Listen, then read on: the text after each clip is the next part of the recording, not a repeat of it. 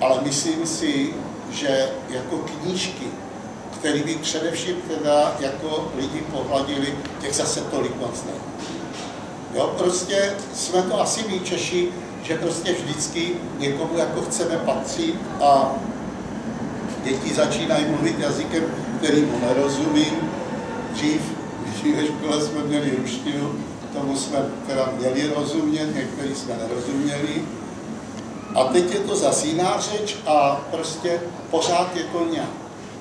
Ale já se domnívám, že rozhodující je, že tahle země je krásná, že má spoustu chytrých lidí a že to, co nám teďka momentálně chybí, to je dost málo citu.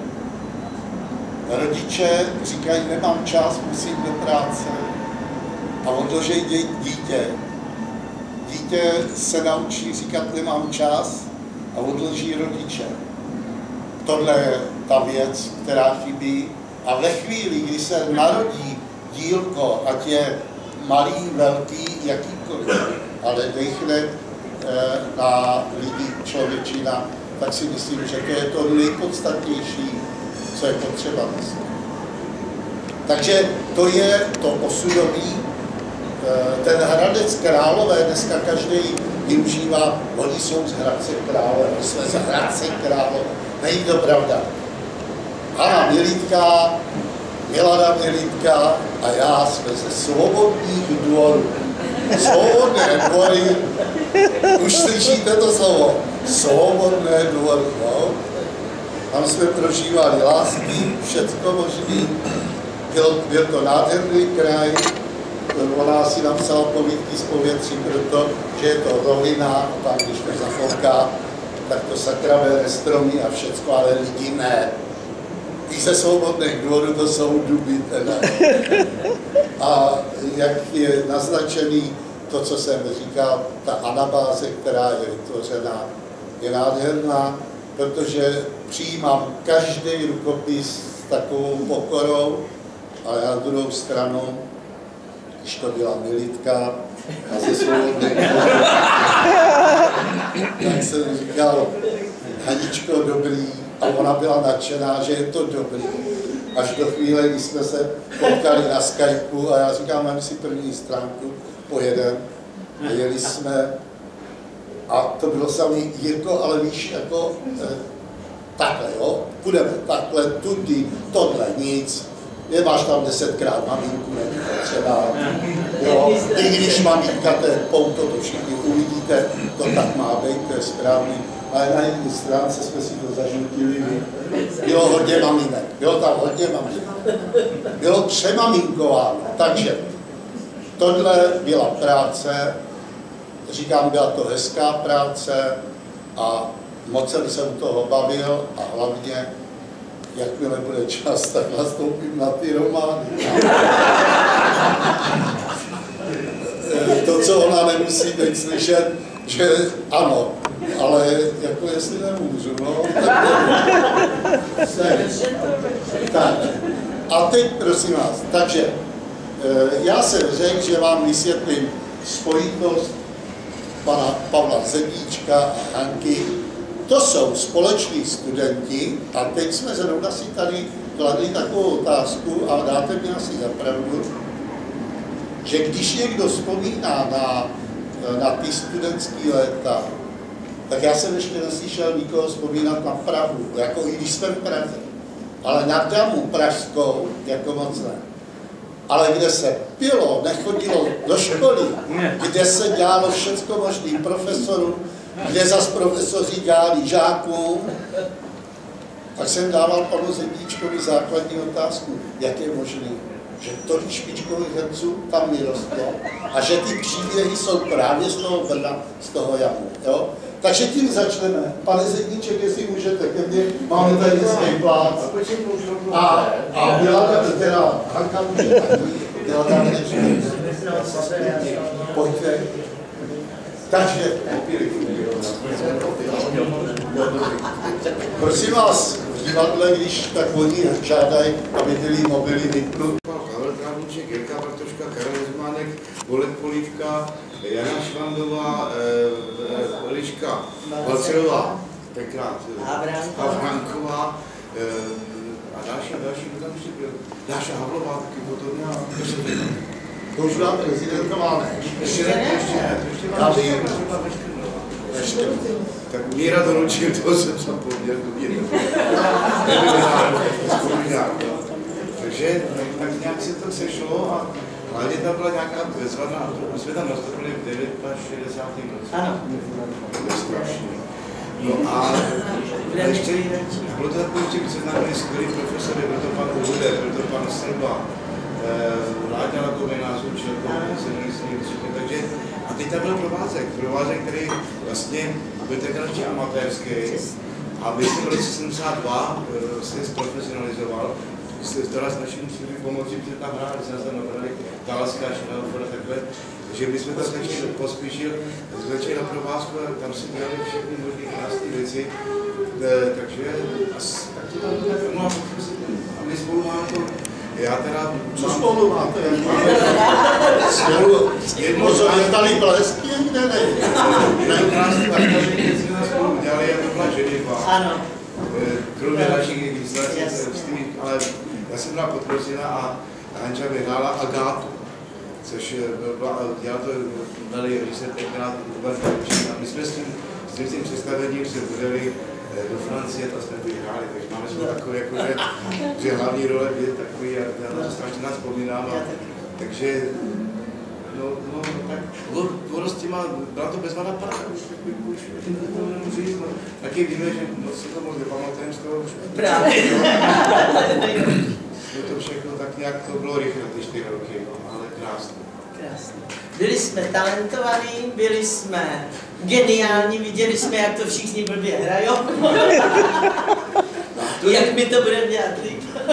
A to, že teda, že budeme se tady sedět a ono by si spisovat, že to napadne.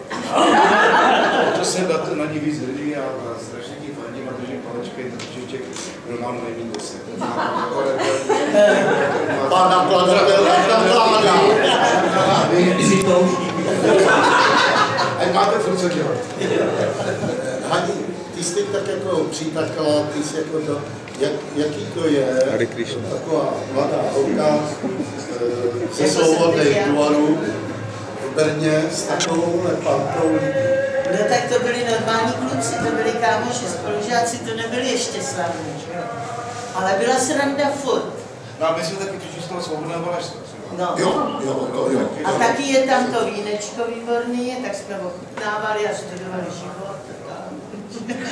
Já jsem viděl, že v knížce, jako, když jsi někde končila, tak třeba v nějaký vinárně, to se tam dozvíme v těch knížkách, to tam všecko je, v dobových oblecích po ulici Brna. To Brno si vás užilo. Ano. Je někdo, na koho byste zavzpomínali, tak, nebo řeknete nám takový nějaký, ne drb, ale jako prostě něco, nějakou historku, ne z natáčení, ale z toho, jak jste tam žili, na koho byste vzpomenuli, nebo co by vám? Tak já bych třeba vzpomněla na naši spolužačku Niku Brečnedrovou. Z toho jsme jednou jeli k někomu na chatu. Někdo nám půjčil klíče, že můžeme jít na chatu. Všimněte si, k někomu, někdo. Jo? To je její zásada. K někomu, někdo. No, jedeme dál. Ano. Nika byla vzdělaný člověk, takže měla sebou atlas vody. Má ho prej do dneška. Koupili jsme si flašku slivovice, vzali jsme tenhle atlas a šli jsme na houby. U každé houby jsme si sedli a hledali poctivě, co je to zač, že jo. A dali jsme si loka. No, nenazbírali jsme nic a návrat do si nepamatuji. Bylo to tím, co jste pili, nebo jste sbírali lisohlávky? My jsme obojí, no. Obojí. Když si vzpomínám, že tu Niku, tak já si vzpomínám zase na Nika, ona emigrovala, že jo? Ano, v 77. A mně se podařilo v nějakém roce tam odjet do Vídně, vlastně do Gračů. A tam byli nějaký známí, taky emigranti Češi, já jsem u nich byl ubytovaný, jsme tam spali, já jdu na záchod. A tu Niku jsem nevěděl několik, asi 10 let, dlouho. A A jdu do záchodu, vede to záchodu, sednu na tu mísu a čumí na těch dveřích takhle velikánský plakát, Tonky chodila manča, a režie Nika Večer.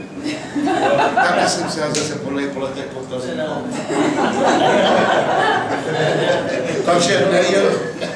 Takže jsme světoví, jako já jsem světový. Ještě se zeptám, když jste zmiňovali to představení, s kterým jste byli ve Francii, protože umím si představit a všichni asi si umí představit, že z téhle republiky v 70. letech tolik věcí nevyjíždělo. Přes koho jste se tam dostali jako? Pro nás to byl zázrak, ale to je to musí vysvětlit náčat, že to její a Niky práce, kdy zpracovali jednoho manažera francouzského. Ano, jmenuje se Jean-Pierre Brodier. Takže žiješ. Ano, byli jsme tam u něj, když jsem byla s bráchou asi před 5 lety ve Francii, tak jsme ho navštívili. Bylo to hezky v rodině, jsme byli pozvaní na večeři.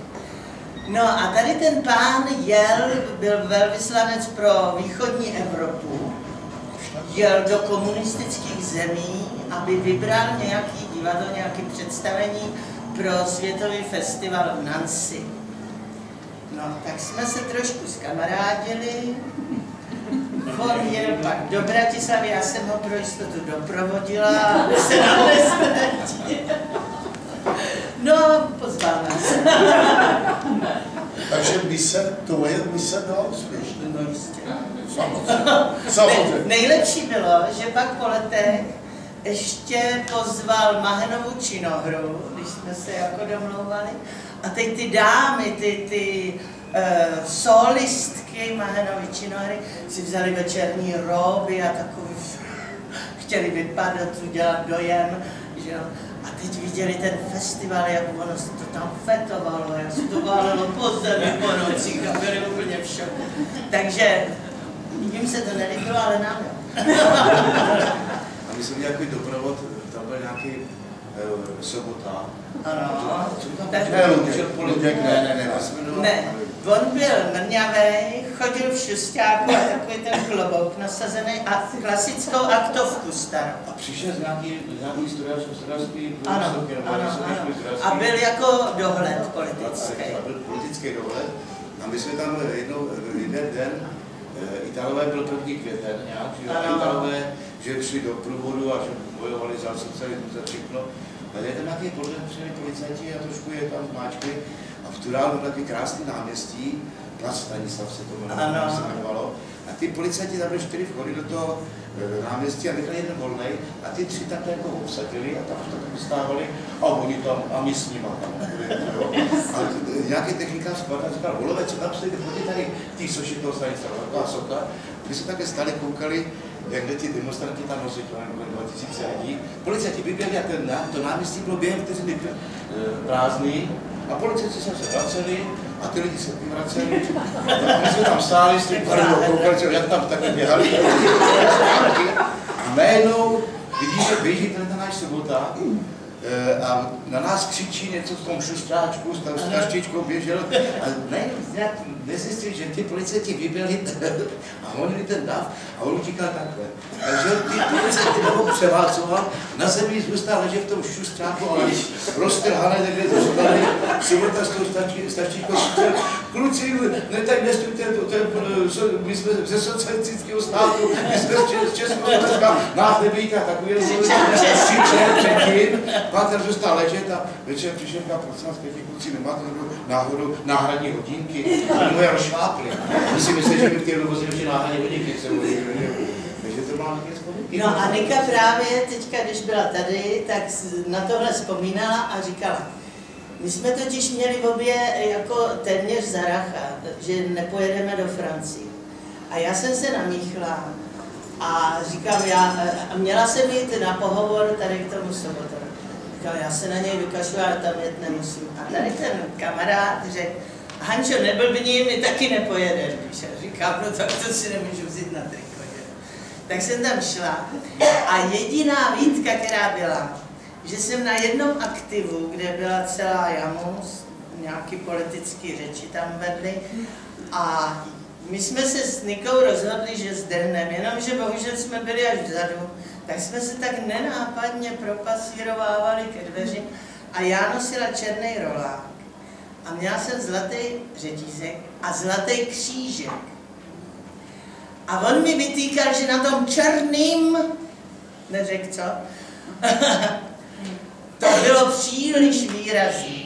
No, tak jsem mu vysvětlila, že ten křížek opravdu přivez děda z Ruska.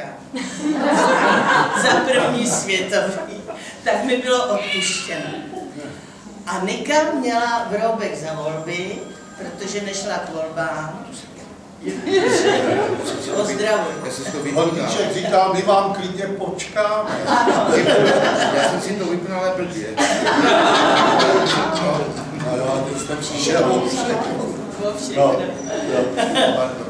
No, takže Nika měla problém kvůli tomu, že nebyla u voleb. A tak za trest měla za úkol starat se o lékárničku na tom zájezdu. Takže ona vyšetřovala toho sobotu potom. Takže krásný spojení. No, ano, perfektně to fungovalo.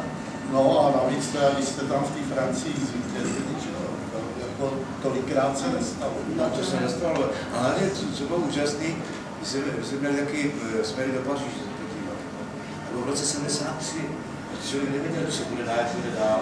Mě fascinovala jedna věc, že když jsme přijeli na nádraž, prošli jsme se na Paříž, jo, dopoledne takhle, a pak jsme ve 4 hodiny, ve 2 hodiny odpoledne nás přivedli na nádraží a řekli nám tady, počkejte, pak jde výsledný večer. Tak budeme sedět, počíkat, já vím, když se vrátím do té Paříže. Budeme ještě s klukama někam ven. Když nám to jo, tak běžte, ale vraťte se, nejde vlaku 10, nebojte se. A my jsme vyšli z Popal, donutil, ještě jeden a já. A to bylo nádraží, východní nádraží, prostě v Paříži. A hned byla ulička, jak se to jmenuje? Byli tam jeden model vedle druhého. Takový ty sex shopy a takhle. A dodnes si mám takový systém, skopali jsem lidé takového sex shopu a úplně v životě viděli.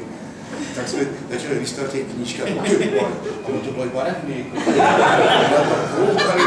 A teď si jsme tam uviděli takový kuklátka. A tam bylo takový, že tam bylo jako, že striptease a pak ty dvě další, že takový už to echt jako porno. A my jsme měli 5 franků. Dohromady ze Skopalem. A my říkali, ty svaťo, to stálo 5 franků. Hodíme to tam. A teď jsme chtěli hodit a jak se tam dívali toho? Tak jsou 2 očerky, 2 kukátka. Tak jsme nás stačili ty papule, tady jsme si takovou ránu, a takovou to uvidíme. Tak jsme vzali 5 franků, koupili jsme si metrový sandwich, dobře jsme udělali. Protože jsme jeli 24 hodin zpátky domů, tak my jsme neměli ani korunu a v tom vlaku jsme se nemohli nic koupit. My jsme neměli marky, my jsme neměli franky, nic. No tak jsme hladový 14 hodin, pak jsme se strašně přijeli a tak jsme se prdli na cestě z Chebu do Prahy, že nám museli potom vydávat z vlaku. Plzeň a jídlo a všechno. Bylo to úžasný. A jediný, kdo zůstal v té Francii, to byla Ryšánková, která tomu říkala, prosím vás pěkně, dávajte si pozor na pasy, ať se vám něco nestane, ať máme problém, víte, že musíme domů takhle. Jedinou, co zastavili jsme na hranici v Německu a Jiřina ztratila pas. Paní profesorka, tak si tam nechali. A když jste přijeli do Brna, kdy máte profesorku? Zavřeli je v Německu. Tak my jsme přijeli bez profesorky. Takže slyšíte dobře, co tamhle Panta v Brně dokazoval, proto to... Ještě mám no. My jsme jeli tam, kde jsme na to jeli jsme samozřejmě vlakem a teď všetci pašovali ty parky, že jo. A trápiček přišel dobrou věc, hoši, my to sledujeme, máme to do cigaret. Tak jsme ze Spark vydávali ten nikotin, ten tabák, do toho jsme si sledovali 10 nebo 20 nebo 50 markový a ten vršek, ten tabák, aby to bylo poznat. A tady jsme zpátky do krabičky. Jenomže trávník si zapomněl označit tu správnou, co tady jo, ty vole, já to schovával pod obrázky, které si to bylo úžasný, tak to už zaplať pomka doba už není. To je sympatický slovo. Prosím? To sympatické slovo je sláva, že už to dneska není, protože je strašně moc lidí, kteří na to začínají vzpomínat. A to vůbec není z politického, jenom říkám, že kdo nepochopil A dneska děti ve školách mají problém vůbec pochopit dobu, protože u nás jeden kluk dělal přednášku o tom, jak měl problémy s STB a podobně. A řekl na přednášce těm dětem, on se o tom psal po celé republice. A on jim tam řekl, ke mně vtrhli čeklíci a udělali mě doma prohlídku. A nešťastná holčina, studentka z Gimplu, napsala do doby, kdy se jí na to tázali, tak říká, no on určitě něco musel ukradnout, když k němu šli policajti v noci. Jo. Prostě to v tu chvíli s Husem si řeknete svatá prostoto, protože pokud se ty naše děti a ty jejich děti nedozvědí, co tohle všechno bylo. Samozřejmě, že u toho bylo strašná spousta srandy, legrace a všeho možného. Ale už to, že lidi něco schovávali, že lidi něco zašívali, že něco obcházeli, už to samo o sobě asi není moc lidský. Takže vám děkuju nesmírně oběma za to, že jste povyprávěli. A teď si myslím, pane nakladateli, uděláme křest, nebo ještě si budeme povídat? Povídejte si ještě. Jenom ještě můžu do toho vstoupit, že tadyhle víno červený, bílý, to má chuť, tak si můžete nabídnout. Mám ho dost nic, ne? Ať si kdo nabídne. A potom ještě jsem zapomněl říct, prostě, když jste se tak krásně rozpovídali, že knížka je ke koupi tam vepředu k dostání na pultech, jo? Kontroloval jsem to osobně, takže mají tam dosud k dispozici. A jinak si povídejme dál. No mě udivuje, že ještě není dosebraná cena. Viděli, to bylo hezký, ale nevěděli. Krásný.